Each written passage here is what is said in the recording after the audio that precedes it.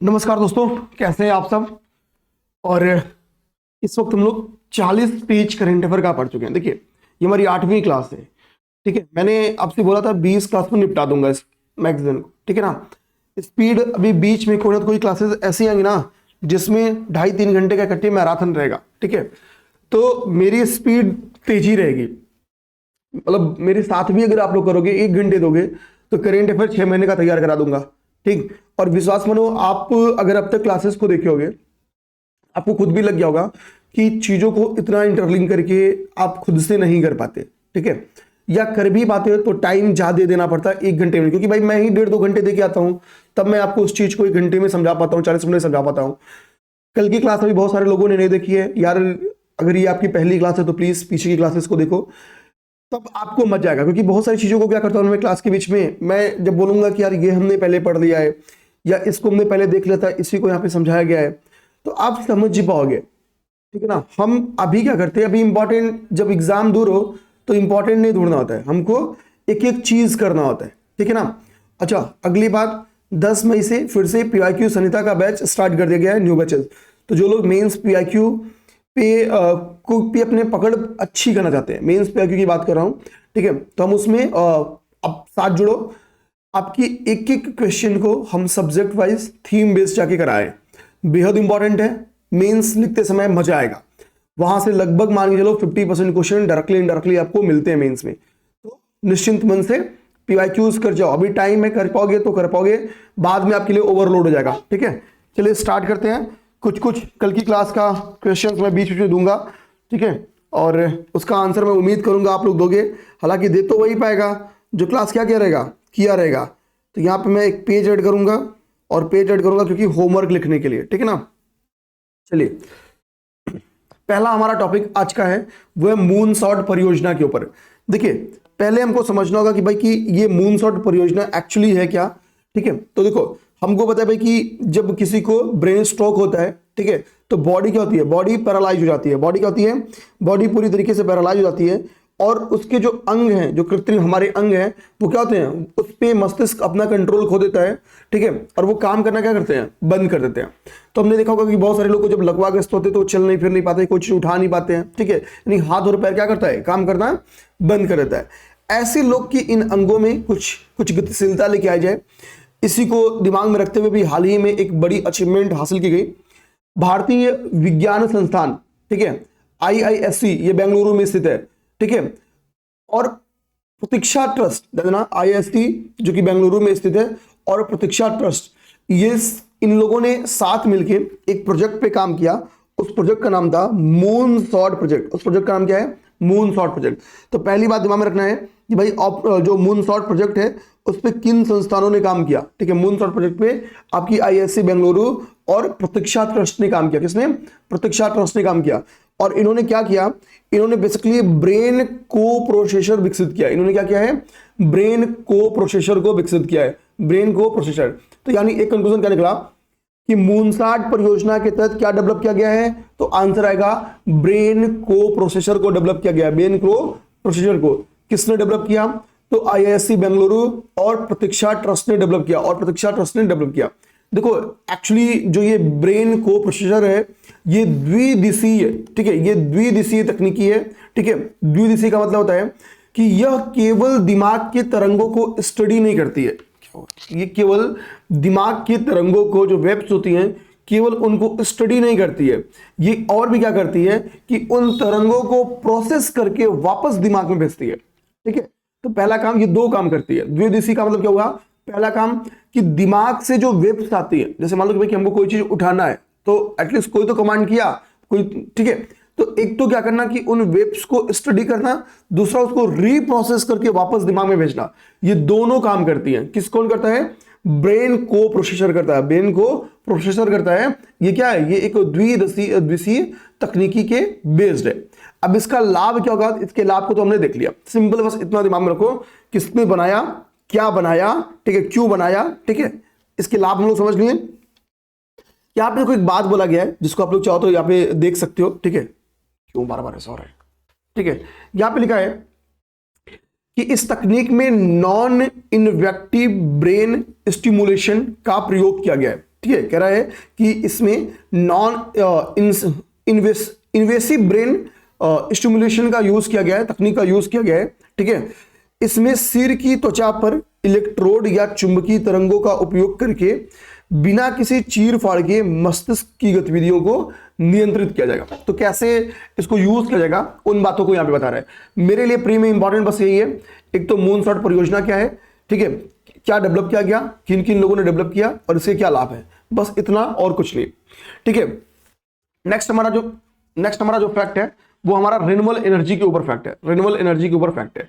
ठीक है, अब देखिए रिन्यूएबल एनर्जी क्या है, तो नवीकरणीय ऊर्जा में भारत ने भी लंबी छलांग दर्ज की है। ठीक है, यानी लंबी छलांग दर्ज की है, मींस कहने का मतलब क्या है कि कुछ तो अचीवमेंट हासिल किया है। तो देखो हेडिंग ही क्या लिखा है मेरे भाई, हेडिंग लिखा है कि नवीकरणीय ऊर्जा स्थापित करने में या स्थापित क्षमता में भारत पहली बात तीसरे नंबर पे आ गया। तो पहले 2 नंबर पे कौन है उनका नाम याद करो, यानी रिन्यूएबल एनर्जी की बात कर रहा है। रिन्यूएबल एनर्जी सर्वाधिक रिन्यूएबल एनर्जी संपन्न देश कौन है, चाइना है। सर्वाधिक रिन्यूएबल एनर्जी संपन्न देश कौन है, चाइना है। चाइना के पास से कौन है मेरे भाई, अमेरिका। अमेरिका के पास से कौन है मेरे भाई, भारत है। चौथे नंबर पे कौन है भाई, ब्राजील है। यानी क्या है कि ब्राजील तीसरे, अभी हम तीसरे आ गए, तो हम तीसरे आ गए तो तीसरे पे कोई रहा होगा जो चौथे चला गया। तो ठीक है, ब्राजील अभी भारत क्या हुआ, ऊपर आ गया और ब्राजील ऊपर से क्या आ गया, नीचे आ गया। तो यानी हमने ब्राजील को पीछे छोड़ के अभी रिन्यूएबल एनर्जी में हमने क्या किया, तीसरा स्थान बना लिया। हमारे यहां जो रिन्यूएबल एनर्जी का कुल स्थापित क्षमता है, तो भारत में रिन्यूएबल एनर्जी का कुल स्थापित क्षमता कितना है, तो 250, यहां पे देखो, यहां पे लिखा है कि भारत में 250 गीगावाट, यहां पे देखिए लिखा है। ठीक है, और वर्तमान की बात करें तो यहां 280 गीगावाट हो चुका है, 280 गीगावाट हो चुका है, 283 गीगावाट हो चुका है।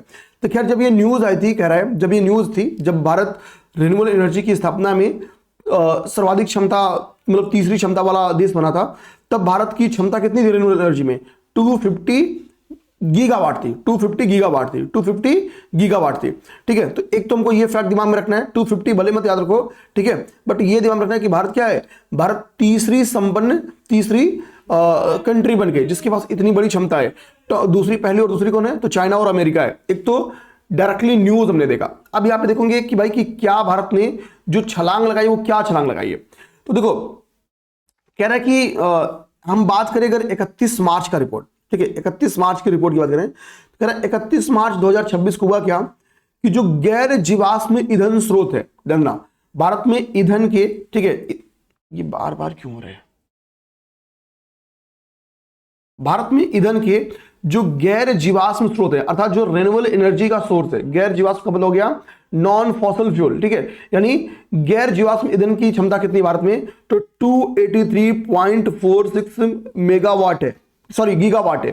ठीक है, 283 यानी 283.46 गीगावाट भारत की क्षमता है। ये भाई मेंस में डाटा कभी भी यूज होगा, कभी भी क्या, कभी भी एनर्जी सिक्योरिटी के ऊपर क्वेश्चन बन के आएगा, क्योंकि हार्मुज स्ट्रेट हमको पता है कि जो विश्व की 20% एनर्जी को सप्लाई करती है, भारत का मैक्सिमम एनर्जी रूट वहीं से निकलता है। ठीक है, तो सिंपल सी बात है, वो रूट्स अगर बाधित होगा तो रिन्यूएबल एनर्जी हमारे लिए क्या होगा, तुरंत इंपॉर्टेंट हो जाएगा। क्लाइमेट चेंज पे कभी क्वेश्चन आएगा, रिन्यूएबल एनर्जी तुरंत इंपॉर्टेंट हो जाएगा। पीसीएस का पेपर उठा के ले, जो पेपर में क्वेश्चन डायरेक्टली बन के आता है, निम्नलिखित में से कौन सा रिन्यूएबल एनर्जी का सोर्स नहीं है, देखना या है, ऐसे क्वेश्चंस बन के आते हैं। अभी देखो एकदम बारीक फैक्ट यहां से तैयार कराऊंगा, जो पीटी में आएगा तो केवल आप कर पाओगे और कोई नहीं। अब देखो यहां तो एक तो हमको क्या करना है, ओवरऑल याद करना है कि भाई कि भारत का टोटल रिन्यूएबल एनर्जी कितना हो गया, नॉन फॉसिल फ्यूल क्षमता कितनी हो गई, तो 283.46। अब यहां पे आगे देखो क्या क्या है, इस 283 को बांटा है। जैसे इसमें हमने तो भाई अभी जो न्यूक्लियर एनर्जी है वो तो हमने याद ही किया था ना, 8.78 गीगावाट परमाणु क्षमता भारत की है, 8.78 गीगावाट परमाणु ऊर्जा क्षमता भारत की है। ये फैक्ट अभी हमने थोड़ी कल की क्लास में पढ़ाया। अच्छा, कल की क्लास में एक फैक्ट बेसिक सा थोड़ा गलत, नॉर्मली थोड़ा सा गलत निकल गया, मैंने शांति एक्ट के बारे में आपको बताया। तो शांति एक्ट का जो नाम है, एक्चुअली शांति का फुल फॉर्म नहीं, उस पूरे एक्ट का नाम मैंने जो बताया, मेरे मुंह से निकल गया कि ये शांति का फुल फॉर्म है, बट वो शांति का फुल फॉर्म नहीं, वो एक्ट का नाम था। एक भैया ने वो कमेंट भी किया है, तो उनको बहुत बहुत धन्यवाद। ठीक है, थोड़ा सा वो फ्लो में निकली हुई गलती थी, सिंपली पकड़ी जाने वाली गलती थी। अच्छी बात है आपने पकड़ के मुझे एक बार रिकॉल भी करा दिया। तो देखो कह रहा है कि भारत में हमने भाई ये फैक्ट हमने कल ही याद किया है कि परमाणु ऊर्जा क्षमता कितनी है, 8.78, और हमने कितना परमाणु ऊर्जा क्षमता का लक्ष्य बनाया वगैरह वगैरह, ये तो हमने कल ही देखा। आप चाहो तो कमेंट बॉक्स में हमको इस चीज को बता सकते हो। लेकिन जब हम देखेंगे कि जो हमारी ये टोटल रिन्यूएबल एनर्जी का क्षमता कितना है, 283। इसमें सर्वाधिक कौन सी एनर्जी है? तो सर्वाधिक एनर्जी है सोलर एनर्जी। सर्वाधिक क्या है? सोलर एनर्जी है। तो सौर ऊर्जा क्षमता हम 150 गीगावाट है, 150 गीगावाट है। 150 गीगावाट क्या है? हमारी सोलर एनर्जी है। तो रिन्यूएबल एनर्जी में लगभग आप देखोगे तो 55-60% का अकेले कंट्रीब्यूशन किसका है? सोलर एनर्जी का। इसमें सोलर एनर्जी में इतना विस्तार होने के पीछे का कुसुम योजना और रूफटॉप योजना का बेहद इंपॉर्टेंस है। इस मैगजीन में ही इस बात को बोली गई है कि सोलर एनर्जी में अचीवमेंट के पीछे का रीजन क्या है? कुसुम योजना और क्या आपकी हर रूफटॉप योजना, ठीक है, हर छत पे जो 2 मेगावाट और 2 किलोवाट और 3 किलोवाट की क्षमता की हम लोग कह सकते हैं कि जो सोलर पैनल्स पे सब्सिडी दी जा रही है, उस योजना का भी बेहद इंपॉर्टेंस। हमारे यहाँ खुद ही हमने सब्सिडी बेस्ड लेके आए हैं, जब लगेगा तो इस पर एक वीडियो बना देंगे आपको, ठीक है। अच्छा देखिए, कह रहा है कि उसके बाद से भारत में जो दूसरी सबसे बड़ी रिन्यूएबल एनर्जी है वो क्या है? वो है आपका पवन एनर्जी। वो क्या है? वो आपका विंड एनर्जी है, पवन ऊर्जा है। कितना? 50 समथिंग है। तीसरे में आप देखो तो जल विद्युत परियोजनाओं का हिस्सा है। अगर हम लोग जल विद्युत परियोजनाओं को क्या करें, 2 भाग में बांट दें, वृहद जल विद्युत परियोजना और लघु जल विद्युत परियोजना। तो वृहद जल विद्युत परियोजनाओं की क्षमता कितनी है? 51.41 मेगावाट। तो पहले में किसकी क्षमता है? पहले सोलर एनर्जी की, दूसरा पवन ऊर्जा, तीसरी जल विद्युत परियोजना। जल विद्युत परियोजना में भी सबसे बड़ी क्षमता किसकी है? तो वृहद जल विद्युत परियोजना की, वृहद जल विद्युत परियोजना, ठीक है। उसके बाद से क्या है? आपकी जैव ऊर्जा। फिर बारी आती किसकी? जैव ऊर्जा की। फिर बारी आती जैव ऊर्जा की, ठीक है। फिर जैव ऊर्जा की। जैव ऊर्जा के बाद से लघु विद्युत परियोजना का आपका हिस्सा है। अब समझो, याद कैसे करोगे? सोलर एनर्जी सबसे आगे, फिर पवन एनर्जी, फिर अगर वृहद और लघु को बांटा नहीं है तो जल विद्युत ऊर्जा तीसरे नंबर पे आएगा। लेकिन अगर लघु और वृहद को बांटा है तो वृहद पहले तीसरे पे, फिर उसके बाद से लघु एक स्टेप और भी नीचे चला जाएगा, यानी लघु पश्चिम चला जाएगा। बीच में क्या आ जाएगा? बीच में आपका आ जाएगा जैव ऊर्जा। बीच में आपका क्या आ जाएगा? बीच में आपका जैव ऊर्जा आ जाएगा। ये ऑर्डर याद कर जाओ। मेरा मानना है पेपर में बहुत टफ क्वेश्चन यहां से बनेगा, इसी को ऑर्डर लगाने में बनेगा। और जैसे इसको ऑर्डर लगाने में देगा ना, मतलब मैं अगर बनाऊं क्वेश्चन तो मैं इसी ऑर्डर से बनाऊंगा, क्योंकि इस क्वेश्चन को जब मैं यहां से बनाऊंगा ना तो मुझे पता है कि मैं कम से कम 80% लोगों से ये ऑर्डर गलत करवा लूंगा, 80%, ठीक है। अच्छा, ठीक है ना। तो हमको बस जैसे ही हमने इसको ब्रेक करके ऐसे तैयार किया तो हमारा इजिली एक तो तैयार हो गया, दूसरे भाई हम सक्षम हो गए क्या?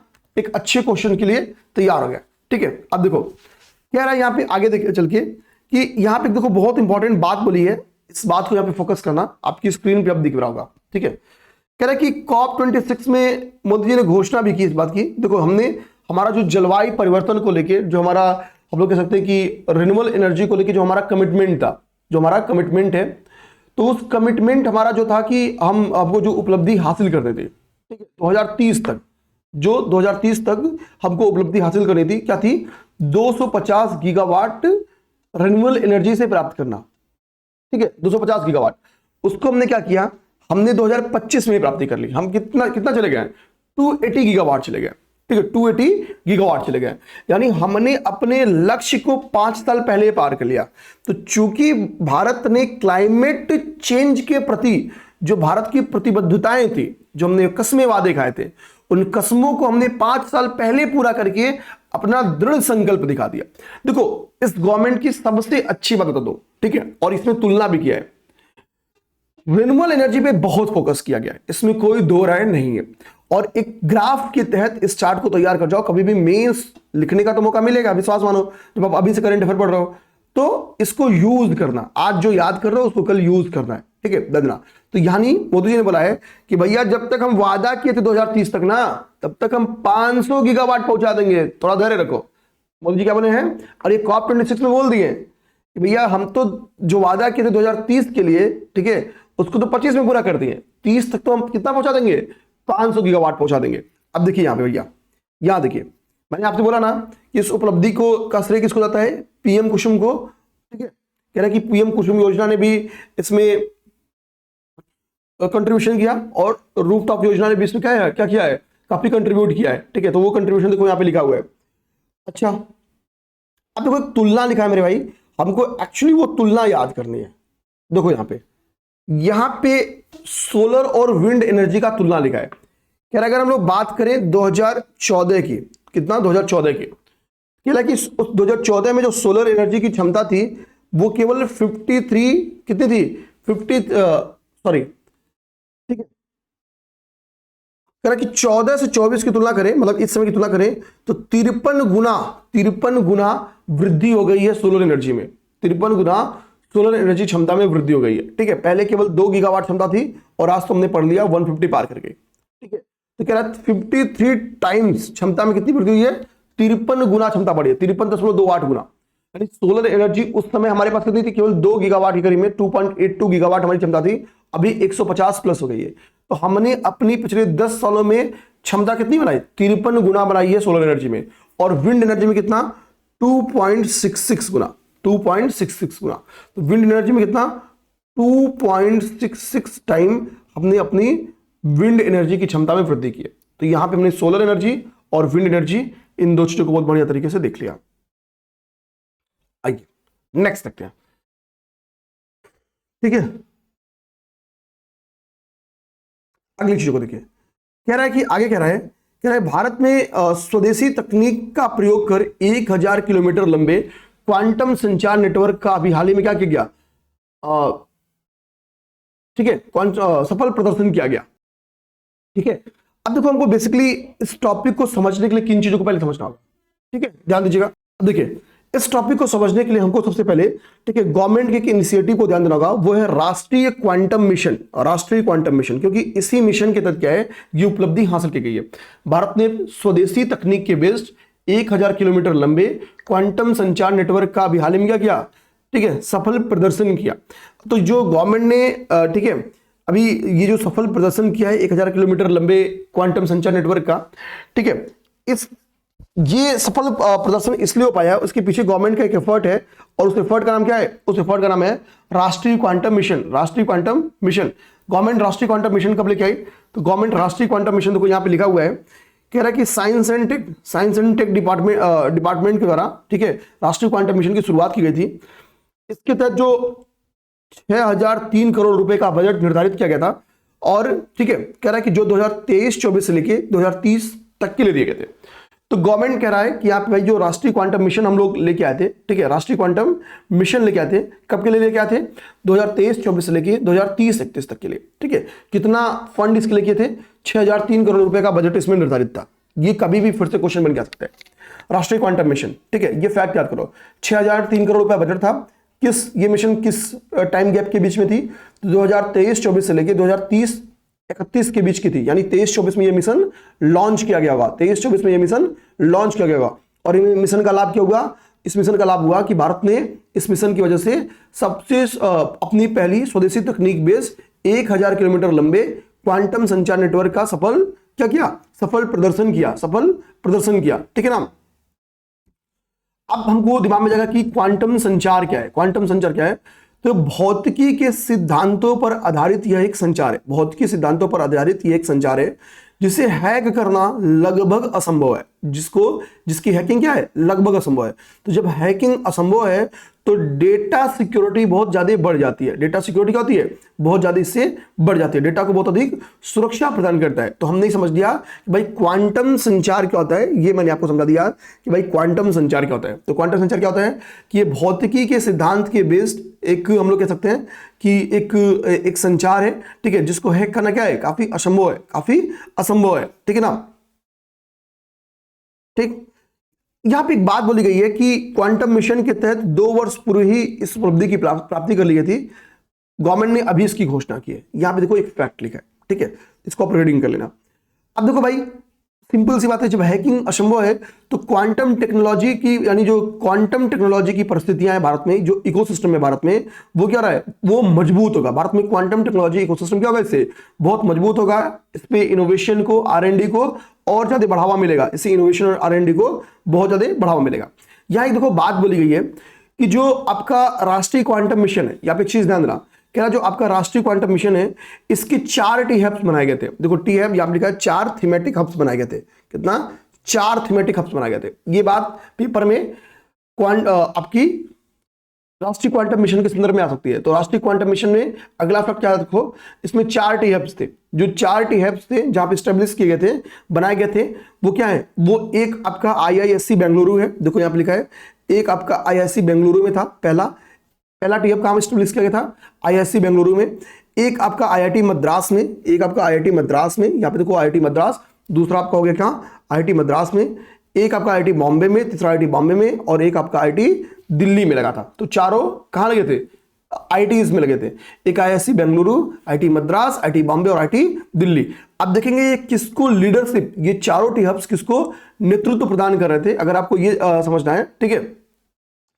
तो क्वांटम कंप्यूटरिंग में नेतृत्व कर रहा था कौन, आईआईएससी बेंगलुरु, देखो यहां पे लिखा है क्वांटम कंप्यूटरिंग को नेतृत्व कौन कर रहा था, आईआईएससी बेंगलुरु कर रहा था।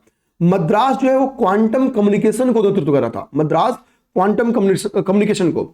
तो जो 4 टी हब्स, पहली बात तो वो 4 टी हब्स कहां लगाए गए, तो वो 4 टी हब्स लगाए गए थे आपके 3 आईटी संस्थानों में, एक आईआईटी बेंगलुरु में, आईआईएससी बेंगलुरु में। जो आईआईएससी बेंगलुरु था वो किसको नेतृत्व, किसको लीडरशिप कर रहा था, तो क्वांटम कंप्यूटरिंग को, क्वांटम कम्युनिकेशन को कौन नेतृत्व कर रहा था, मद्रास, आईआईटी मद्रास कर रहा है, आईआईटी मद्रास कर रहा है। आईआईटी बॉम्बे किसको कर रहा है, तो क्वांटम सेंसिंग और मेट्रोलॉजी को नेतृत्व दे रहा है, क्वांटम सेंसिंग और मेट्रोलॉजी को। और आईआईटी दिल्ली किसको, तो क्वांटम मटेरियल्स और डिवाइसेस को लेके जो समन्वय स्थापित कर रहा है वो कर रहा है दिल्ली, वो कर रहा है दिल्ली। तो ये 4 टी हब्स, इतना कठिन नहीं आएगा आपसे, मैक्सिमम पूछेगा तो ये पूछेगा कि इस मिशन के तहत जो 4 थीमेटिक हब्स, टी हब्स बनाए गए हैं वो कहां पे स्थापित किए गए हैं। तो ये 4 संस्थानों का नाम अपने दिमाग में रखिए। देखो भाई, भारत अब केवल रक्षा सामग्रियों का आयातक नहीं है, भारत निर्यातक भी बन रहा है, ठीक है, भारत निर्यातक भी बन रहा है। हम इसके लास्ट लाइन से स्टार्ट करेंगे, ठीक है, जो कि पेज नंबर 42 में लिखा है, कह रहा है कि भारत 80 से अधिक देशों को रक्षा उपकरण वर्तमान में निर्यात कर रहे हैं, ठीक है। यहां से हम लोग अपने टॉपिक को इधर लेंगे।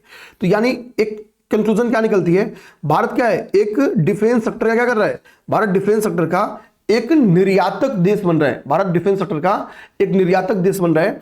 भारत 80 देशों को, ध्यान, भारत 80 कंट्रीज को, 80 देशों को क्या कर रहा है, अपनी जो वेपन्स है इसको एक्सपोर्ट कर रहा है, वेपन्स को एक्सपोर्ट कर रहा है, बेच रहा है, ठीक है। तो भाई हम बेच रहे हैं, तो बेचने की तो खुशी तो होगी, खरीदने का दुख होता है, बेचने की खुशी होनी चाहिए, ठीक है। अब देखो कह रहा है भारत ने इस वर्ष कितने रुपए का रक्षा निर्यात किया, ठीक है, तो 38,424 करोड़ का निर्यात किया। कितना, 38,424 करोड़ रुपए का, यानी हमने इतना रुपए की रक्षा सामग्री बेची है, कितना, 38,424 करोड़ रुपए के हमने रक्षा सामग्री को सेल किया है, बेचा है, ठीक है। और पिछली साल यानी इसके पहले वाले साल में अगर हम लोग बात करें 2024-25 में, तो इस फाइनेंशियल ईयर में 24-25 में हमने इस ईयर से तुलना करें तो 62.66% अधिक निर्यात किया है, अमाउंट के अकॉर्डिंग। पिछली बार हम क्या किए थे, 14,802 करोड़ रुपए का ही केवल रक्षा सामग्री बेचे थे, लेकिन इस बार 38,424। हमको क्या रखना है कि पिछली बार से जो रक्षा सामग्री का निर्यात हुआ है, एक्सपोर्ट हुआ है, ठीक है, वो कितना हुआ है, 62.66% अधिक हुआ है। कितना, ये सरप्लस है, ये अधिक है पिछली बार की तुलना में। तुलना बेस्ड क्वेश्चन मेरे भाई यूपीपीसीएस पूछती है, बार बार इस फैक्ट को रिवीजन कराने का मतलब ये नहीं है कि मैं आपको कुछ ऐसा सुनाना चाहता हूं, ये दिमाग में बैठे 62-66 इतना परसेंटेज की ग्रोथ हुई है, और कितना ये ग्रोथ हो गया, 38,424 करोड़ रुपए, ठीक है, ध्यान रखना। अच्छा, मैं कह रहा हूं कि भाई भारत दुनिया के 80 देशों को सेल कर रही है, तो हमारे जो महत्वपूर्ण डिफेंस पार्टनर हो गए, मतलब जिनको हम बेच रहे हैं बढ़िया से, ठीक है, जिनको महत्वपूर्ण सामग्रियां बेच रहे हैं, वो हमारे लिए इंपॉर्टेंट भी बनेंगे। अच्छा, हम बना रहे हैं तो ये मेक इन इंडिया की उपलब्धि है, तो कल को मेक इन इंडिया की उपलब्धि में हमको यूपी में Uttar Pradesh defence industrial corridor खोला गया है, जो यूपी के 6 नोड्स को कंट्रोल करता है। 2 उसमें, एक नोड आपका क्या है, एक नोड आपका कानपुर है, दूसरा नोड आपका लखनऊ है, तीसरा नोड आपका झांसी है, ठीक है, मतलब चौथा नोड चलो बताओ, जो आपका वहां पे है बुंदेलखंड बेल्ट में है, ठीक है, और 2 तो आपकी मतलब पश्चिमी यूपी में है। 6 नोड्स हैं। तो डिफेंस इंडस्ट्रियल कॉरिडोर से क्या हो रहा है भाई, डिफेंस सेक्टर का उत्पादन ही तो हो रहा है। लखनऊ में हमने ब्रह्मोस मिसाइल का उत्पादन केंद्र खोला, तो उत्पादन तो हो रहा है, लेकिन बार बार हमको पाकिस्तान उकसाएगा तब ना मारेंगे दम से, नहीं तो वो तो मतलब बन बन के तैयार है। बेहतर है तो किसी को बेचो, बेचो, अमेरिका बेचता है, बेच के कमाओ पैसा, और उसको क्या करो, हेल्थ में लगाओ, उसको क्या करो, कहीं और लगाओ। ठीक है, ध्यान दो। तो देखो यहां पे कह रहा है कि भाई ये जो उपलब्धि हमने हासिल की 32,000 करोड़ 38,424 करोड़ रुपए की सामग्री बेच के, तो कह रहा है इसके बेचने में महत्वपूर्ण भूमिका किसकी है, मतलब किसको कहा जाए भाई कि तुमने तो पार्टनर मजा कर दिया, मतलब कि बहुत ज्यादा उपलब्धि किसको जाती है। तो कह रहा है कि भाई एक्चुअली क्या ना कि उत्पादन में पीएसयूज की तो भूमिका है ही है, उत्पादन में कह रहा है पीएसयूज की भूमिका तो है ही है, यानी सार्वजनिक क्षेत्र की जो रक्षा कंपनियां हैं उनका तो, डिफेंस सेक्टर की जो पीएसयूज है उनका तो भूमिका ही है, प्राइवेट सेक्टर की भी भूमिका है। देखो प्राइवेट सेक्टर इतना डिफेंस हथियार बनाया है कि 17,000 करोड़ का तो अकेले प्राइवेट कंपनीज ने हथियार बेचा है। कितने? प्राइवेट कंपनीज ने। ठीक है, और पीएसयूज ने कितना? 21,071 करोड़ रुपए। तो कल को क्वेश्चन आ जाए कि सर्वाधिक भारत से निर्यात प्राइवेट कंपनीज ने किया, तो नहीं, पीएसयूज ने, सार्वजनिक क्षेत्र की कंपनियों ने किया है। दूसरा फैक्ट ये निकल के आ रहा है। बात क्लियर हो गई? आगे आ जाओ। देखो ब्रह्मोस मिसाइल के बारे में कह रहा भाई कि इधर ब्रह्मोस और तेजस ने जो अपना कारनामा दिखाया ना, उसको देख के कई देशों का मन गदगद हो गया है। फिलिस्तीन का भाई ये ब्रह्मोस बेचोगे? हमने कहा कब खरीदोगे? हमने उनको बोला ले जाओ भाई, कोई दिक्कत नहीं है। ठीक है, ठीक है। इंडोनेशिया ने भी बोला भाई ये हमको खरीदना है। क्या? उन्होंने बोला कि ये ब्रह्मोस खरीदना है, तो ले जा भाई, ले जा, तू भी ले जा। तो हम अपना ब्रह्मोस धड़ल्ले से बेच रहे हैं, लो भाई खरीदो। अब ये देखो चंबल अभ्यारण्य न्यूज में है। देखो चंबल, हर एक अभ्यारण्य में कुछ संरक्षित क्षेत्र होता है जहां पे लोगों बेसिकली माइनिंग ओनिंग की एक्टिविटी नहीं की जाती है, बैन होता है। क्यों? क्योंकि जो आपका किसी एरिया का जो संरक्षित क्षेत्र होता है ना, वो बहुत वल्नरेबल सेक्टर होता है, मतलब एरिया होता है, मतलब वहां पे ऑलरेडी बायोडायवर्सिटी खतरे में होती है। और अब अगर थोड़ा भी वहां पे मनमौजी काम किए तो पता चले कि जैव विविधता खतरे में नहीं, खत्म ही हो गई। तो चंबल अभ्यारण्य आपको बता दूं कि 3 राज्यों में स्थित है। 3 राज्यों से ये चंबल अभ्यारण्य बनती है। और ये 2020 के पेपर में यूपीपीएससी में क्वेश्चन बन के आया हुआ है, चंबल अभ्यारण्य किन किन राज्यों से? तो UP, MP, Rajasthan, UP, MP, Rajasthan. और इन तीनों राज्यों का अगर हम पूरा चंबल अभ्यारण्य का एरिया मिला ले तो 5,000 से अधिक क्षेत्र, 5,000 स्क्वायर किलोमीटर से अधिक क्षेत्र संरक्षित क्षेत्र है। यहां पे कहीं फिगर लिखा होगा, देखो यहां पे लिखा है 5400 स्क्वायर किलोमीटर का जो क्षेत्र है वो क्या है? वो संरक्षित क्षेत्र है। वो क्या है? वो संरक्षित क्षेत्र है। अब चंबल जो राजस्थान के बेल्ट में पड़ता है, तो राजस्थान गवर्नमेंट को क्या लगा कि हम क्या करते हैं, इस अभ्यारण्य का जो हमारे यहां संरक्षित क्षेत्र है उसका 732 हेक्टेयर, ज्यादा नहीं, केवल कितना? 732। इसको क्या करते हैं? इसको संरक्षित क्षेत्र से बाहर कर देते हैं। जैसे ये संरक्षित क्षेत्र से बाहर किए कुछ भाई पारिस्थितिक के संरक्षक कहां पहुंच गए? Supreme court. सुप्रीम कोर्ट ये बाहर नहीं हो सकता है, हम राज्य सरकार के निर्णय पे रोक लगाते हैं। ये जुडिशियल एक्टिविज्म का भी एग्जांपल है और सस्टेनेबल डेवलपमेंट का भी एग्जांपल है, कहीं आप यूज करना मेन से। अब देखो भाई सुप्रीम कोर्ट ने रोक लगा दिया, तो ये जुडिशियल एक्टिविज्म का भी एग्जांपल आपको कभी लिखना हो तो यहां से हम लिख सकते हैं।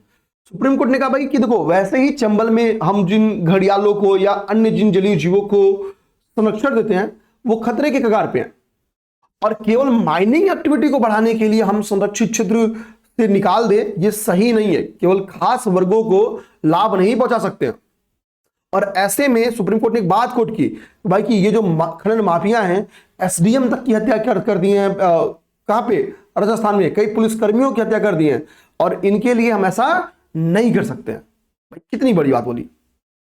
ठीक है, यहां पे थोड़ा सा चंबल अभ्यारण्य के बारे में लिखा गया जो कि मैंने ऑलरेडी आपको बता दिया, उम्मीद है आप समझ गए। बात है भाई 30 मिनट अगर मुझे झेली हो कमेंट बॉक्स में बताना भाई, मजा आ रहा है। ठीक है, अब आइए हम आते हैं लद्दाख पे। कह रहा है कि लद्दाख में सिंधु नदी हरित गलियारा परियोजना स्टार्ट की है। देखो पहली बात सिंधु नदी है, ठीक है, तो एक तो क्लियर क्या है कि लद्दाख से सिंधु नदी निकलती होगी, तो हमको सिंधु नदी तंत्र तैयार करना चाहिए। अभी मैंने आपको ब्रह्मपुत्र नदी तंत्र बोला था तैयार करने के लिए, फिर मैंने बीच में बोला था नर्मदा नदी तंत्र तैयार करने के लिए। ठीक है, एक एक चीज का मैंने रीजन आपको बताया था। और अभी देखो सिंधु नदी तंत्र, यहीं से तैयार करो तभी तैयार होगा, नहीं तो तैयार नहीं हो पाएगा। अब देखो क्या है, सिंधु नदी हरित गलियारा परियोजना, तो भाई रिवर फ्लो कर रही है। तो हुआ क्या है लद्दाख में कि जहां से ये रिवर फ्लो करती है, इसके बगल के जो क्षेत्र है ना वो बंजर है। वो कैसे है? वो बंजर लैंड है। तो लद्दाख को लगा क्यों ना हम क्या करें, ये जो बंजर एरिया है इसको फिर से क्या करें, हरा भरा बना दें, यानी इसके ग्रीन कवर में क्या कर दे, वृद्धि कर दे। इसके ग्रीन कवर में क्या कर दे, वृद्धि कर दे। तो इसी को ध्यान में रखते हुए क्या हुआ कि सिंधु नदी हरित गलियारा परियोजना स्टार्ट किया गया। सिंधु नदी हरित गलियारा परियोजना स्टार्ट किया गया। लद्दाख गवर्नमेंट ने बोला है, लद्दाख की सरकार ने, भाई बस 2 साल इंतजार करो, जो इस एरिया में भी ग्रीन कवर, ठीक है, इस एरिया के ग्रीन कवर को 1% से बढ़ा कितना कर देंगे, 5% कर देंगे। 1% से कितना कर देंगे, 5% कर देंगे। और यहां पे बोल रही क्या लद्दाख गवर्नमेंट कि भैया हम यहां पे 1000 पौधे, ठीक है, की वैरायटीज लगाएंगे। कह रहा है कि यहां पे बेसिकली हम क्या करेंगे कि cold desert river bank restoration effort के तहत या इस परियोजना के तहत गंदना, ठीक है, यहां पे देखिए इस बात को बोला गया है, आपको बता दूं, ठीक है, कि इस परियोजना के तहत, परियोजना का नाम क्या है, cold desert river bank restoration परियोजना, रिस्टोरेशन परियोजना। तो इस परियोजना के तहत क्या करेंगे, लद्दाख गवर्नमेंट करेगी कि हम इस गलियारे में स्थानीय पौधे लगाएंगे। जो स्थानीय पौधे लगाएंगे उनका नाम है सीबक थॉर्म, ठीक है, इंडियन विलो, ब्लैक पॉम्पलर, इन टाइप के जो लद्दाख के लोकल ट्रीज हैं, हम इन ट्रीज को लगा के ये गलियारा तैयार करेंगे, ठीक है। तो अब मेंस में इसको यूज कभी भी, ठीक है, इकोसिस्टम रिस्टोरेशन के ऊपर क्वेश्चन है, ठीक है, या ग्रीन कवर के ऊपर, या क्लाइमेट जलवायु परिवर्तन की को अनुकूल बनाने के लिए हमने किन किन पॉलिसीज को अपनाया है, क्या एफर्ट किया है, तो हम इनका एग्जांपल दे सकते हैं। अब देखो भैया नेक्स्ट हमारा डाटा है एमएमआर के ऊपर, यानी जो मातृ मृत्यु दर है उनके ऊपर एक डाटा है। अब देखो यहां पे जो एसआरएस रिपोर्ट है जो कि भारत सरकार के द्वारा जारी किया जाता है वो कुछ और कहती है, और एक रिपोर्ट है इंस्टीट्यूट, ये ग्रीन कलर में हाईलाइट किया गया, ध्यान देना, institute for health matrix and evaluation, ये एक रिपोर्ट है। ध्यान देना, मैं 2 रिपोर्ट एमएमआर रिपोर्ट के ऊपर चर्चा करती है।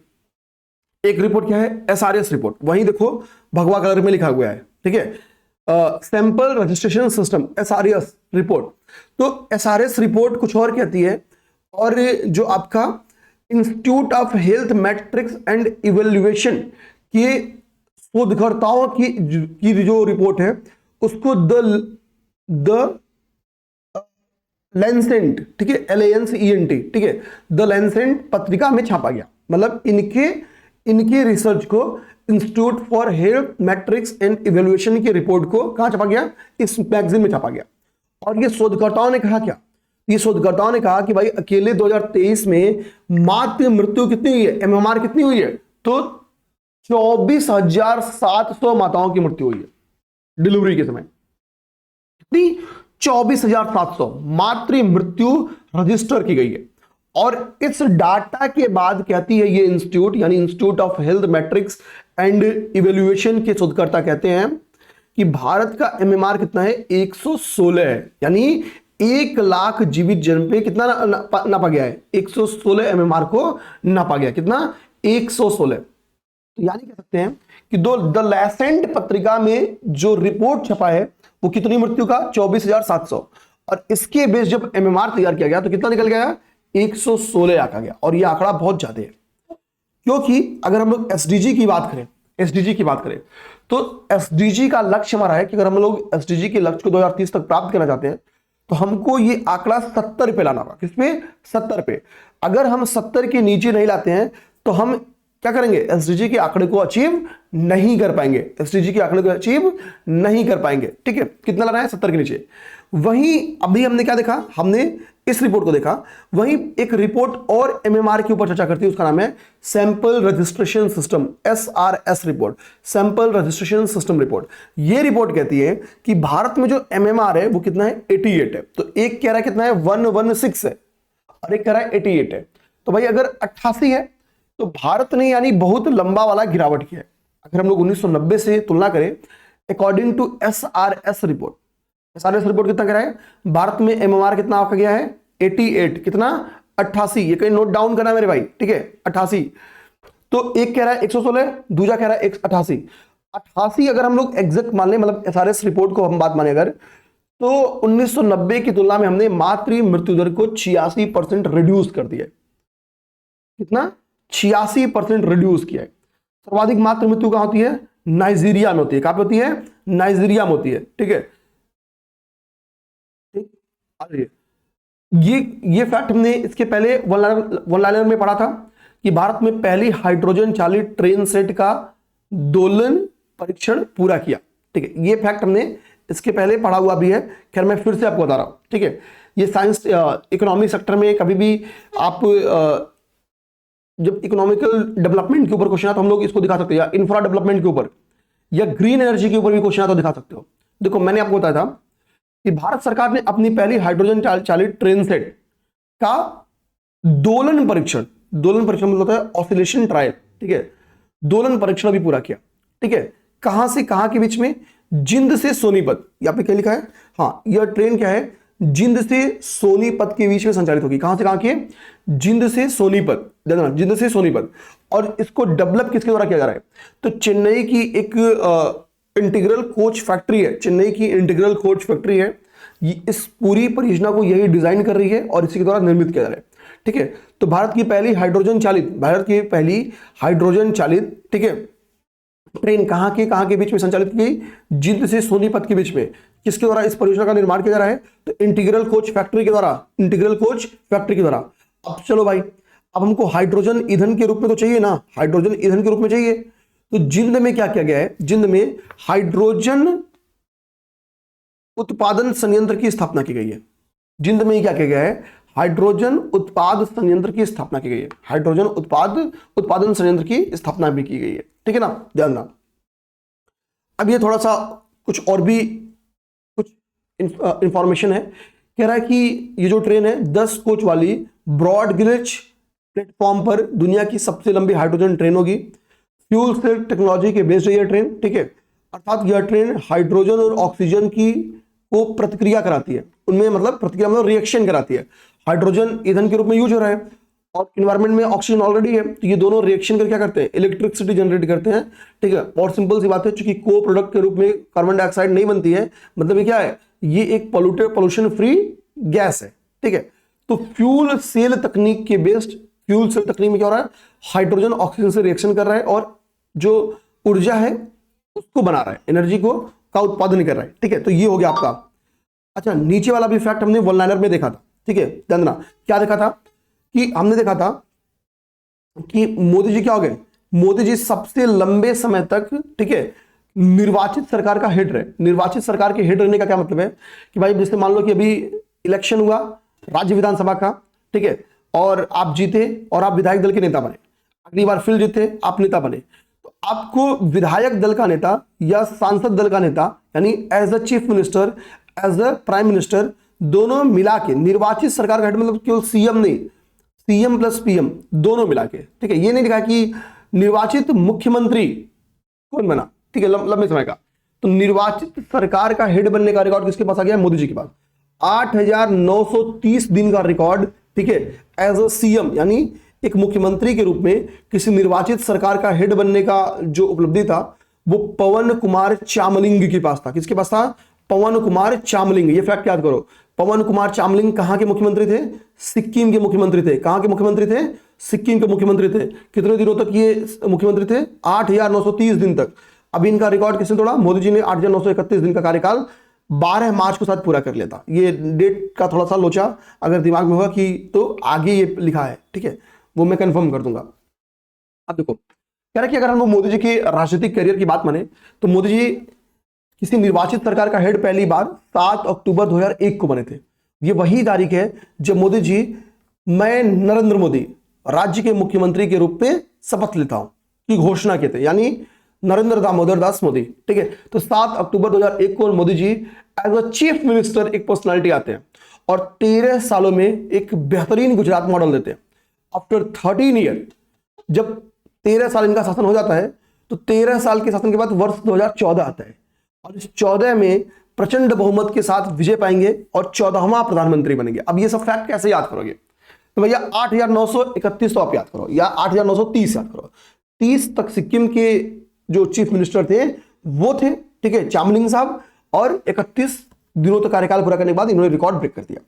अब देखो 2014 में मोदी जी क्या हुए थे? प्राइम मिनिस्टर बने, तो भारत के 14वें प्राइम मिनिस्टर बने। संख्या के हिसाब से, हम लोकसभा के गठन के हिसाब से नहीं बोल रहे, संख्या के हिसाब से 14वें प्रधानमंत्री। इजी है याद करना, ठीक है। अब ये बात क्लियर होगी ना। अब देखो, तो इसके 14 में 1 माइनस करो तो होगा 13, तो 13 साल तो ये क्या रहा है, चीफ मिनिस्टर है। 13 साल तो क्या रहा है, चीफ मिनिस्टर है। तो कितने समय तक चीफ मिनिस्टर है, ये जानना बहुत आसान है। बात क्लियर। तो कितने समय तक चीफ मिनिस्टर है जानना बहुत इजी है। कह रहा है कि भाई मोदी जी पहले ऐसे गैर कांग्रेसी प्राइम मिनिस्टर जिन्होंने 2 पूर्ण कार्यकाल बिता लिया, ठीक है, और तीसरा बिताने की कगार पे है, ठीक है। 16 बीत गया तो सॉरी 26 बीत गया अगर, तो 24, 25, 26 खत्म, 2 साल बचा है, तीसरी टर्म भी पूरा कर देंगे, ठीक है। और मोदी जी की जो सोशल मीडिया पे पकड़ है, ठीक है, और भैया जो अभी रिसेंट के इलेक्शन हुए हैं ये बता रहे हैं कि मोदी जी होते तो कि 14 टर्म्स भी, हाँ 400 नहीं तो 300 लेके जा दिया, ठीक है। कह रहे हैं कि यूट्यूब में 30 मिलियन सब्सक्राइबर है, सोचो भाई, हम 1 लाख के लिए तरफ रहे हैं और 30 मिलियन सब्सक्राइबर है, ठीक है। मोदी जी तो करंट अफेयर भी नहीं बढ़ाते हैं फिर भी, ठीक है। अब देखो इंस्टा पे 100 मिलियन, ठीक है, 100 मिलियन, और एक्स पे 106 मिलियन। इन 3 में मैं 2 नहीं चलाता था, एक अभी चलाना स्टार्ट किया इंस्टा, मैं नॉर्मली यूज नहीं करता हूं, ठीक है। रमन सर जो भेज देते हैं भाई इसको एक्सेप्ट कर ले, मैं कर लेता हूं, ठीक है। हाँ, जर्मनी के चांसलर फ्रेडरिक मर्ज की भारत यात्रा। देखो अब क्या है ना, आपको एक चार्ट बनाना है, ठीक है। अब एक चार्ट में ऐसे चार्ट बनाना है, ये चार्ज वर्क नहीं हुआ चार्ज, ठीक है, 2 मिनट रुको, इस पेंसिल को चार्ज कर लो, ठीक है। नेक्स्ट है कि जर्मनी के चांसलर भारत की यात्रा पे आए, ठीक है। इसको मैंने बोला कि आप ऐसे लिखो, ठीक है, विदेशी राष्ट्राध्यक्षों का भारत आगमन, तो ऐसे लिखो Germany chancellor Friedrich Merz, bracket में लिख दो ये जैन 2026 में आए, ठीक है। अब मान लो कि इसके बाद से कोई दिसंबर में आया, तो ऐसे एरो बनाओ, उस देश का नाम, राष्ट्रपति का नाम या प्रधानमंत्री का नाम लिख दो दिसंबर, ऐसे एरो बना के एक 5-6 लोगों का क्रम याद कर जाओ, ठीक है ना। क्योंकि भारत में भी एआई इम्पैक्ट समिट होगा, तो उसमें बहुत सारे जैसे ब्राजील के, फ्रांस के, इन सब के राष्ट्राध्यक्ष आएंगे। अभी ऊपर भी हमने कुछ रायसीना डायलॉग के समय राष्ट्राध्यक्षों का नाम सुना, तो ऐसे भी राष्ट्राध्यक्ष आएंगे, ठीक है ना। और वो ऑर्डर भी और उनका नाम चांद से दोनों में से कोई आज है, ठीक है, रेडी रहना मेरे भाई। देखो जर्मनी के चांसलर का नाम क्या है, फ्रेडरिक मर्ज, भारत है, ठीक है। अब देखो एक चीज समझो, भारत और जर्मनी के बीच में जो स्ट्रेटेजिक पार्टनरशिप का 25 साल हो गया, कहा जा रहा है कि इस यात्रा को उसी 25 साल के अनुभव के तौर पे देखा जा रहा है कि भाई कि 24 स्ट्रेटेजिक पार्टनरशिप के तौर पे या इस वर्षगांठ के तौर पे देखा जा रहा है, ठीक है। अब देखो एक चीज समझो, जर्मनी डिफेंस सेक्टर में बड़ा आगे है, खासतौर पे पनडुब्बियों का पहला विकास हुआ था वो जर्मनी में हुआ था। तो सिंपल सी बात है, हम कल को जर्मनी से डील करेंगे, कहां पे करेंगे, तो डिफेंस सेक्टर में कर सकते हैं, कुछ सबमरीन डील्स कर सकते हैं, ठीक है, ध्यान देना, ठीक। और एजुकेशन में काफी आगे है जर्मनी, ठीक है, सिंपल सी बात है, ठीक है। साइंस टेक्नोलॉजी के एरिया में जर्मनी काफी आगे है, तो हम ये कर सकते हैं कि भाई कि हम उनसे एजुकेशनल डील करें कि भाई अपने छात्र कुछ वहां भेजें भाई कि उनको एजुकेशन मिले, या उनसे रिक्वेस्ट करें कि भाई अपने कैंपस आप हमारे यहाँ खोल दीजिए। आजकल बात चल रहा है भारत में क्रिटिकल्स मिनरल्स को लेकर, हमने क्रिटिकल मिनरल गलियारा बनाया, किन राज्यों को कनेक्ट करते हुए बनाया, कमेंट बॉक्स में बता दो। तो क्रिटिकल मिनरल को लेके हम क्या कर रहे हैं आजकल, एमओयूज कर रहे हैं, सेमीकंडक्टर्स को लेके कर रहे हैं। तो क्रिटिकल मिनरल के लिए भी हम इनसे क्या कर सकते हैं, एमओयू कर सकते हैं या बातचीत कर सकते हैं।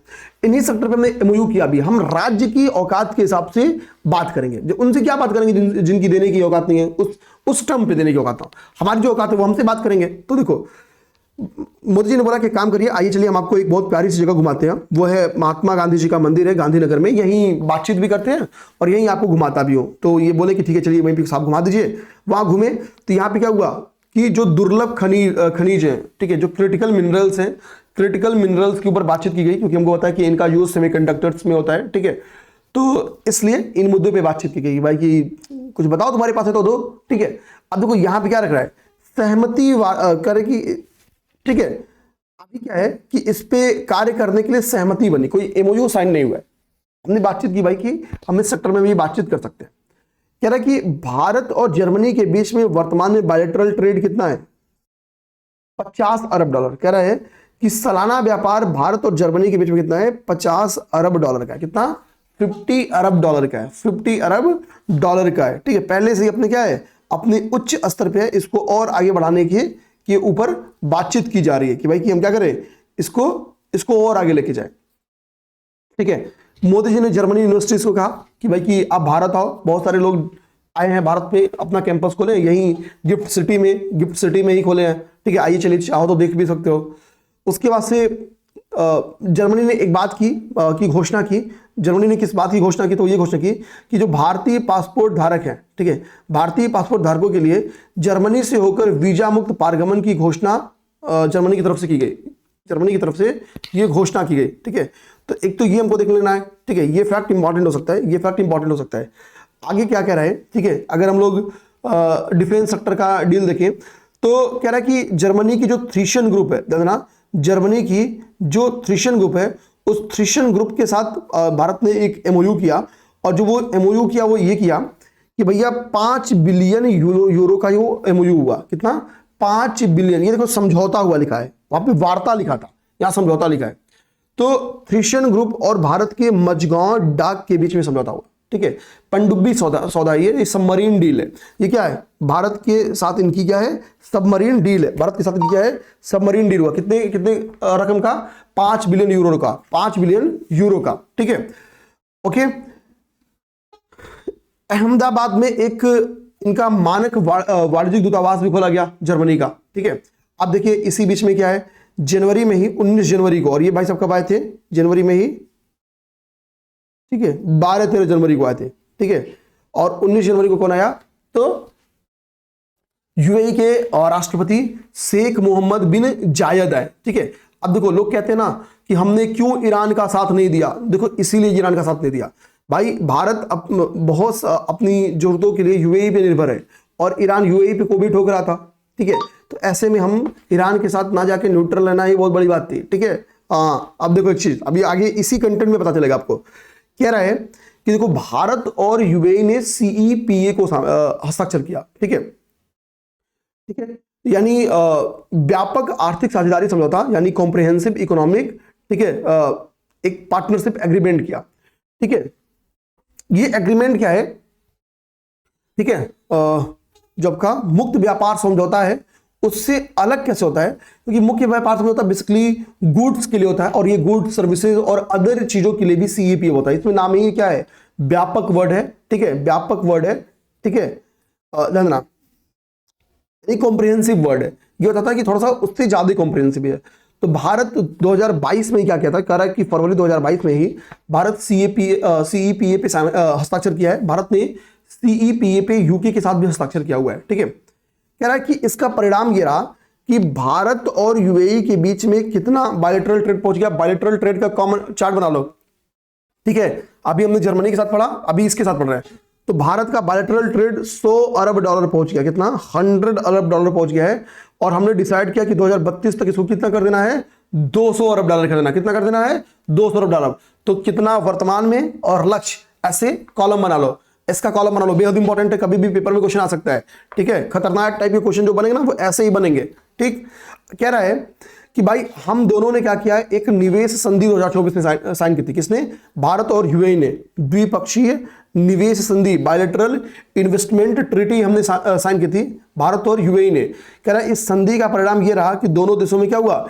इन्वेस्टमेंट का प्रवाह बढ़ गया। तो इन्वेस्टमेंट को लेकर हमने एक पॉइंट पढ़ा, हमने सीईपीए यानी कॉम्प्रिहेंसिव इकोनॉमिक पार्टनरशिप एग्रीमेंट के बारे में पढ़ा। हमारा बायलैटरल ट्रेड कितना है? 100 अरब है। हम कितना करना चाह रहे हैं? 200 अरब डॉलर। कब तक करना चाह रहे हैं? 2032 तक, 2032 तक, ठीक है। जानना यहां पे यूएई का बैंकिंग सहयोग देख सकते हो, यहां पे एक बैंकिंग सहयोग को लेकर पार्ट है। कह रहा यूएई का एक बैंक है जिसका नाम है first Abu Dhabi bank. First Abu Dhabi bank, उसने कहा कि गुजरात की गिफ्ट सिटी में वो अपनी क्या करेगा? शाखा खोलेगा। ये इंपॉर्टेंट बात है कि फर्स्ट अबुधाबी बैंक की शाखा कहां स्टेब्लिश, कहां खोली जाने वाली है? तो गिफ्ट सिटी में। कहां पे? गिफ्ट सिटी में, ठीक है ना, ध्यान देना। इसके अलावा देखो इतनी कितनी प्यारी बात लिखी गई है। हम होता है गुजरात के धोलेरा में हम क्या करने वाले हैं? गुजरात के धोलेरा में बोला गया यूएई के द्वारा कि हम यहाँ पे स्पेशल इन्वेस्टमेंट रीजन डेवलप करेंगे। गुजरात के धोलेरा में क्या करेंगे? स्पेशल इन्वेस्टमेंट रीजन डेवलप करेंगे। स्पेशल इन्वेस्टमेंट रीजन जो यहाँ पे इसने बोला कि हम डेवलप करेंगे, उसका फायदा क्या है? उसका क्यों डेवलप करने जा रहे हैं? तो स्पेशल इन्वेस्टमेंट रीजन जो यहाँ पे वो डेवलप करने जा रहा है, उसका उद्देश्य क्या है कि यहाँ पे जो ग्रीनफील्ड पोर्ट्स का डेवलपमेंट किया जाएगा, यहाँ पे कुछ अंतर्राष्ट्रीय हवाई अड्डों का डेवलप किया जाएगा, ठीक है, या स्मार्ट अर्बन टाउनशिप डेवलप किए जाएंगे इसके अंतर्गत। इस इन्वेस्टमेंट रीजन के अंतर्गत इन चीजों का डेवलपमेंट किया जाएगा। आगे देखिए एक बात यहां पे बोला गया है कि यूएई बोला है कि 2028 तक, कब तक, 2028 तक 5 लाख टन एलएनजी की आपूर्ति हिंदुस्तान पेट्रोलियम कॉर्पोरेशन को अगले, ठीक है, 10 वर्षों तक करेगा। मतलब करा कि 2028 से, अभी नहीं, हम 2028 से, यूएई कह रहा है भाई अभी तो नहीं कर सकते हैं, लेकिन 2028 से अगले 10 वर्षों तक यानी 2038 तक हम हिंदुस्तान को ईयरली कितना, 5 लाख टन सालाना, 5 लाख टन, ठीक है, 5 लाख टन सालाना एलएनजी आपूर्ति सुनिश्चित करेंगे। ठीक है, ये बात बहुत इंपॉर्टेंट बात है, ध्यान देना।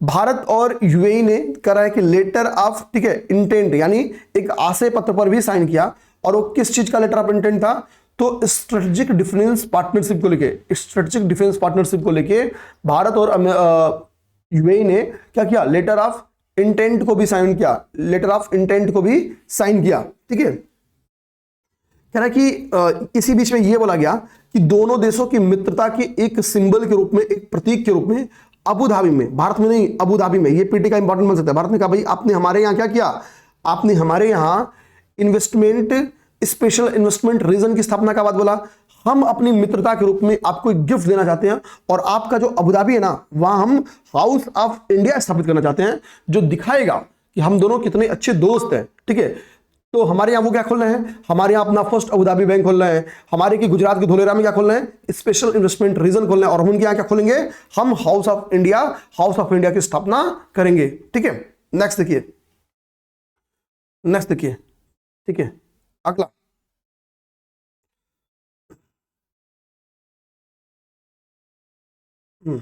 अगला यहां पे देखिए क्या रहा है कि यह लिखा है कि CSIR राष्ट्रीय समुद्र विज्ञान केंद्र, ठीक है, CSIR राष्ट्रीय समुद्र विज्ञान केंद्र विज्ञान संस्थान के क्षेत्रीय केंद्र का अभी हाल ही में उद्घाटन किया गया।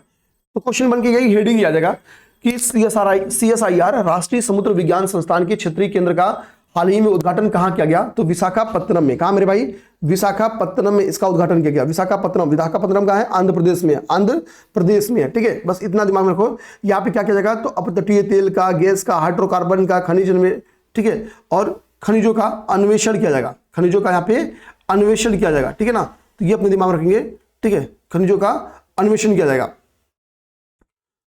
ठीक, इन चीजों को दिमाग में रख लो। ठीक है, तो ये हमारे लिए इंपॉर्टेंट हो गया। ठीक है, ठीक,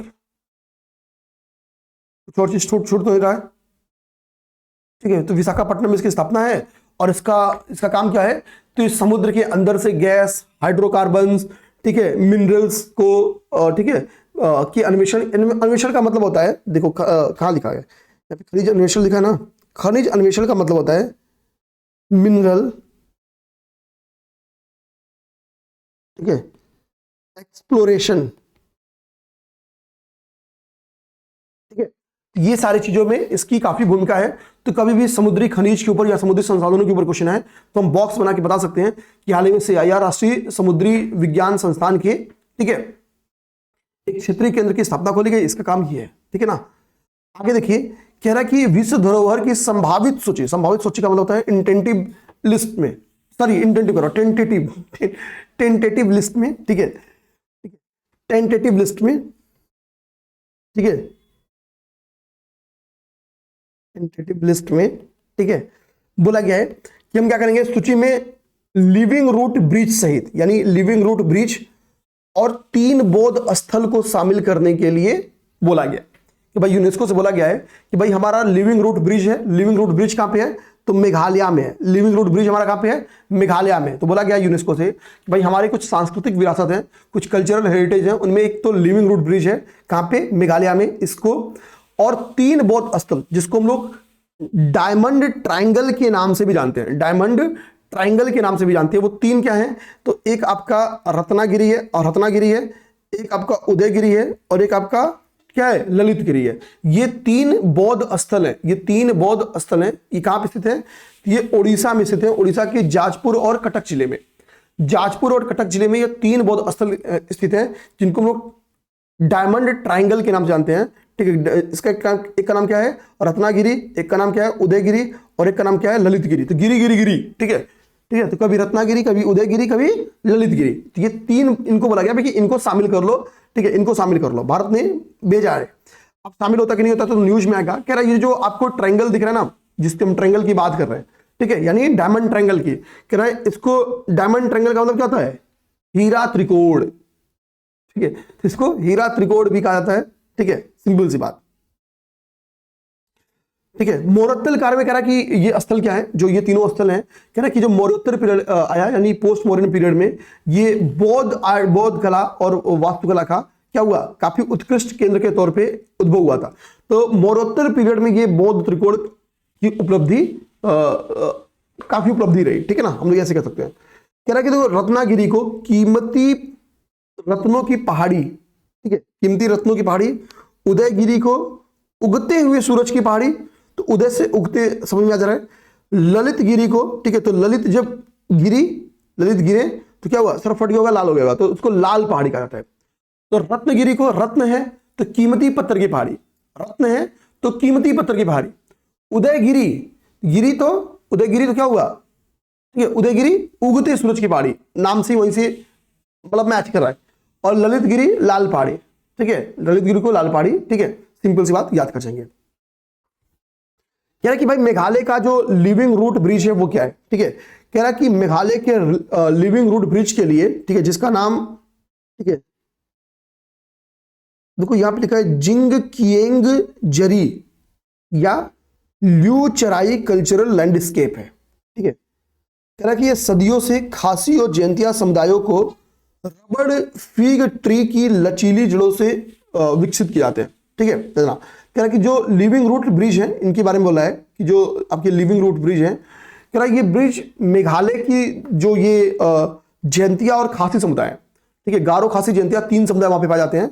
तो बेसिकली कह रहा है खासी और जयंतिया, गारो की बात नहीं कर रहा है, खासी और जयंतिया समुदाय क्या करते हैं यहाँ पे, रबड़ के पेड़ जो है यहाँ पे ना, उनकी जड़ों से ये पुल बनाते हैं, लिविंग रूट ब्रिज, किससे, रबड़ के पेड़ की जड़ों से, ठीक है, रबड़ की पेड़ की जड़ों से, रबड़ की पेड़ की जड़ों से इसको बनाते हैं, रबड़ की पेड़ की जड़ों से इसको बनाते हैं, ठीक है ना, ये दिमाग में अपने रखेंगे।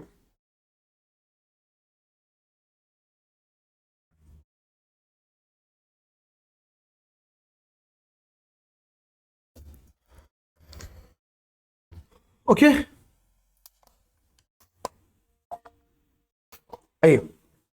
नेक्स्ट है भारत का पहला स्वदेशी ग्रीन यूरिया की बात कर रहा है, भारत के पहले स्वदेशी ग्रीन यूरिया की बात कर रहा है, इसको देखते हैं हम लोग, ठीक है। हाँ, ग्रीन यूरिया प्लांट के ऊपर, तो ये ग्रीन यूरिया प्लांट पहली बात कहां खोला गया, भारत का पहला स्वदेशी ग्रीन यूरिया प्लांट है, ठीक है, कहां खोला गया, आंध्र प्रदेश में, आंध्र प्रदेश में कहां, तो पुडिमा डाका में, पुडिमा डाका में, यानी ग्रीन यूरिया का कहां उत्पादन किया जा रहा है, जहां पे डाका डाला जा सके, पुडिमा डाका में, पुडिमा डाका में, ठीक है ना, आंध्र प्रदेश की पुडिमा डाका में। कह रहा है देखो क्या है कि बेसिकली इसको जो डेवलप किया जा रहा है वो NTPC green energy limited, NTPC green energy limited और असागो इंडस्ट्रीज प्राइवेट लिमिटेड के सहयोग से इसको डेवलप किया जा रहा है। किसको किसको, NTPC green energy limited, NTPC green energy limited और असागो इंडस्ट्रीज प्राइवेट लिमिटेड, इन दो कंपनियों के सहयोग से भारत का पहला स्वदेशी ग्रीन यूरिया प्लांट कहां स्टेब्लिश हो रहा है, आंध्र प्रदेश में। कहां पे, आंध्र प्रदेश में, जहां डाका डाला जा सके, पुडिमा डाका एक लोकेशन है, पुडिमा डाका, यहीं पे इसको, ठीक है, इसको स्थापित किया जा रहा है। तो एक फैक्ट याद हो गया, ये बेहद इंपॉर्टेंट फैक्ट है। कह रहा है भाई कि देखो जो ये पुडिमा डाका में ग्रीन हाइड्रोजन हब की स्थापना की जा रही है, कह रहा है कि ईयरली 2.5 मिलियन टन, चलो इसको पहले आप ये फैक्ट देखो ताकि इंटरेस्ट आपका इस टॉपिक में आ जाए। क्या देखो भारत क्या करता है, भारत में जो ग्रीन यूरिया का वार्षिक खपत है वो कितना है, 35 से 40 मिलियन टन हमारा यूरिया का वार्षिक खपत है।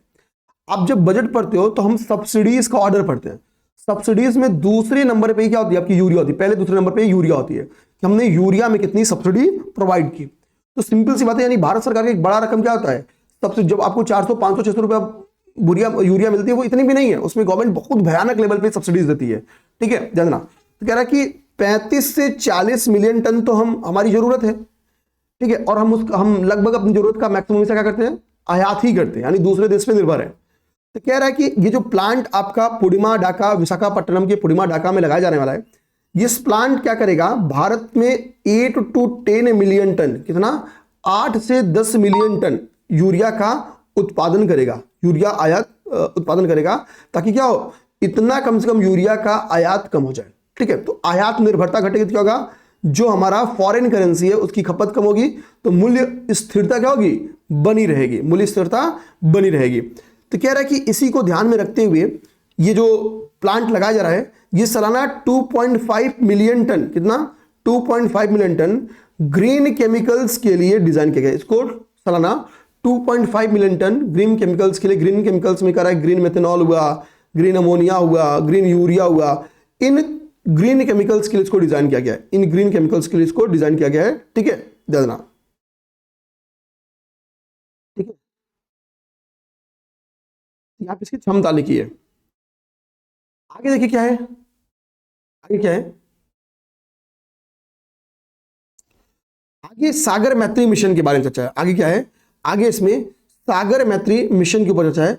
हम क्या करते हैं, सागर मैत्री मिशन को ध्यान से देखते हैं। सागर मैत्री मिशन को देखो, पहले हमको सागर मैत्री मिशन को जानने के लिए हमको क्या करना होगा, यहां पे जानना, तो कह रहा है हिंद महासागर रिम, IOR, तो IOR के 8 देश हैं, कितने हैं, 8 देश हैं IOR में, हिंद महासागर रिम में। कौन है, ओमान है, मालदीव है, श्रीलंका है, थाईलैंड है, मलेशिया है, सिंगापुर है, इंडोनेशिया है और म्यांमार है। इसमें पाकिस्तान नहीं है, IOR में पाकिस्तान नहीं है, चाइना नहीं है। अच्छा, हिंद महासागर से चाइना का कोई संबंध है भी नहीं, पाकिस्तान का है, लेकिन हमने शामिल नहीं किया। Oman, Maldives, Sri Lanka, Thailand, Malaysia, Singapore और इंडोनेशिया। इंडोनेशिया वैसे यहाँ पे म्यांमार, ये वो 8 कंट्रीज हैं जो IOR के क्या है, मेंबर है। तो कह रहा है, ध्यान देना, यहाँ पे क्या कह रहा है कि बेसिकली हिंद महासागर में समुद्री डेटा को साझा करना और समुद्री सुरक्षा में वैज्ञानिक सहयोग को बढ़ावा देने के लिए सागर मैत्री मिशन स्टार्ट किया गया। समुद्र में या हिंद महासागर में समुद्री सुरक्षा में, ठीक है, मरीन सिक्योरिटी में वैज्ञानिक सहयोग को बढ़ावा मिले, इसके लिए इसको स्टार्ट किया गया। और ठीक है, इसके लिए इसको स्टार्ट किया गया। ठीक है, दे देना। ठीक है, और ये जो मिशन, सागर मैत्री मिशन संचालित किया जा रहा है, वो INS सागर ध्वनि के माध्यम से संचालित किया जा रहा है। ठीक है, तो INS सागर ध्वनि के माध्यम से भारतीय नौसेना क्या कर रही है, और DRDO, नौसेना और DRDO दोनों, देखो DRDO यहां पर लिखा ना, DRDO, ठीक है, और नौसेना दोनों कह रहा है, भारतीय नौसेना और DRDO ने सागर मैत्री मिशन का संचालन कर रही है। किसके सहयोग से, INS सागर ध्वनि के माध्यम से, सागर ध्वनि के माध्यम से DRDO और नेवी इस मिशन को संचालित कर रही है। ठीक है, ये मिशन किन किन देशों से गुजरेगा, तो वही IOS के 8 देशों से होके गुजरेगा। ठीक है, जानना। ठीक है, देखो यहाँ पे लिखा है कि भारतीय नौसेना और DRDO इसके सहयोगी पहले सागर मैत्री। ठीक है, यहाँ पे मैत्री का फुल फॉर्म लिखा है, marine and allied inter disciplinary training and research initiatives. यहाँ पे मैत्री का फुल फॉर्म लिखा हुआ है। ठीक है ना, दे देना।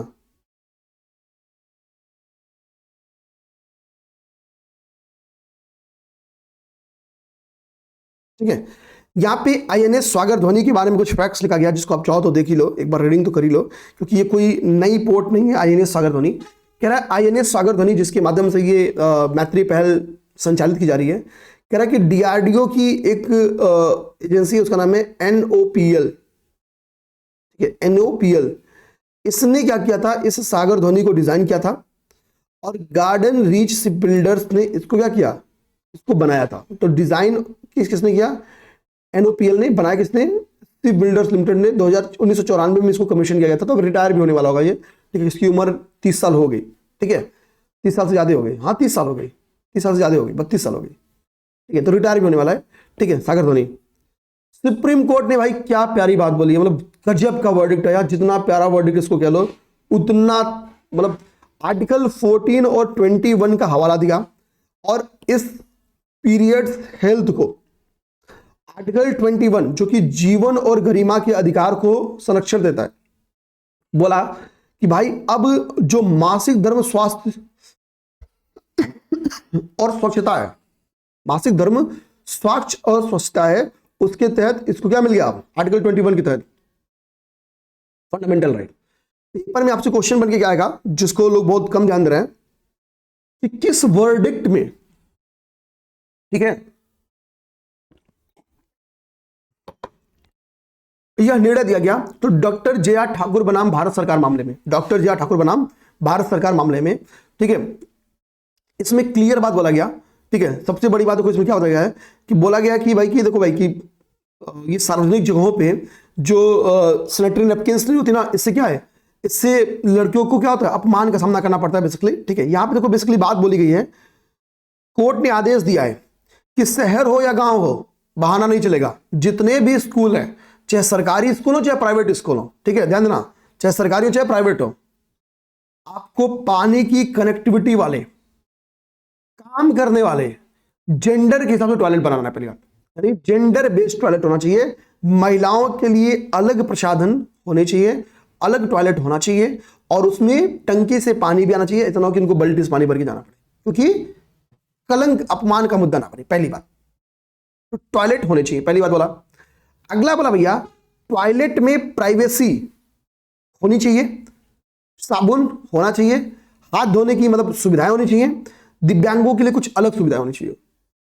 कह रहा है भाई ये आपको टॉयलेट में, अब जो वुमेन्स का आप टॉयलेट बनाओगे उसमें कंपलसरी तौर पे आपको क्या रखनी है, सैनिटरीज रखनी है, ठीक है। जो आपको सैनिटरी नैपकिन रखना है वो उसका यहां पे स्टैंडर्ड लिखा है कि वो ASTM D6954 स्टैंडर्ड का होना चाहिए। इस स्टैंडर्ड के सैनिटरी नैपकिन रखो, और ये नैपकिन क्या होने चाहिए, मुफ्त होने चाहिए, फ्री होने चाहिए, अलग से चार्ज मत लगा दो फीस में।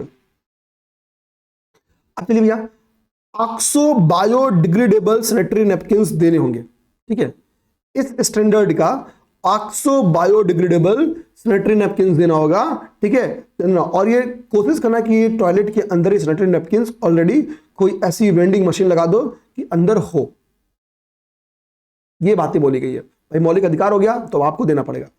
भाई देखियो बर्ड एटलस यानी पक्षी एटलस पहले केरला जारी करता था, अब गोवा बोला हम भी जारी करेंगे, तो दूसरा देश बन गया, दूसरा राज्य बन गया गोवा। तमिलनाडु में भारत का पहला मेगा सीप बिल्डिंग क्लस्टर खोला जा रहा है। तमिलनाडु में भारत का पहला, यहां पे देखो क्या लिखा है, भारत का पहला, कहां पे, तो तमिलनाडु का एक लोकेशन है थूथुकुडी में, तमिलनाडु के थूथुकुडी में, ठीक है। किसके द्वारा, तो VOC यानी वियो चिदम्बरम पोर्ट अथॉरिटी के द्वारा, और किसके द्वारा, Tamil Nadu state industries promotion corporation के द्वारा, ठीक है। वियो चिदम्बरम पोर्ट अथॉरिटी और Tamil Nadu state industries promotion corporation के द्वारा, ये क्या है, ये इसकी ज्वाइंट वेंचर है, ठीक है, इनकी ज्वाइंट वेंचर है, ठीक है। मतलब इन दोनों के द्वारा इसको तमिलनाडु का पहला शिप बिल्डिंग क्लस्टर खोला जा रहा है। 2 है तो 50-50 इनका अपना परसेंटेज है, बांट लेंगे, ठीक है। यहीं पे हम लोग क्लास को ब्रेक करेंगे। हालांकि मेरा उद्देश्य था थोड़ा ज्यादा पढ़ाना, बट 1 घंटा 7 मिनट की क्लास हुई। क्लास अपलोड करने का समय क्या आप देख सकते हैं, मैंने 1 पेज 2 पेज 3 पेज मैंने और भी कंटेंट पढ़ा था, ठीक है। बट चूंकि क्लास अपलोड करना है, थोड़ा लेट से क्लास रिकॉर्ड करना स्टार्ट होगा, ठीक है। और यहाँ ब्रेक करेंगे हम लोग क्लास को। भाई कमेंट में कमेंट चाहिए, होता ना भी कि वो बोलता ना कि भाई आगा साहब ये वाला मैच चाहिए, ठीक है। तो उसी तरीके से आगा को वो मैच तो नहीं मिला, मुझे कमेंट में कमेंट मिल जाए भाई। सब्सक्राइब ना किया तो कर लेना, ठीक है। चलो जय हिंद।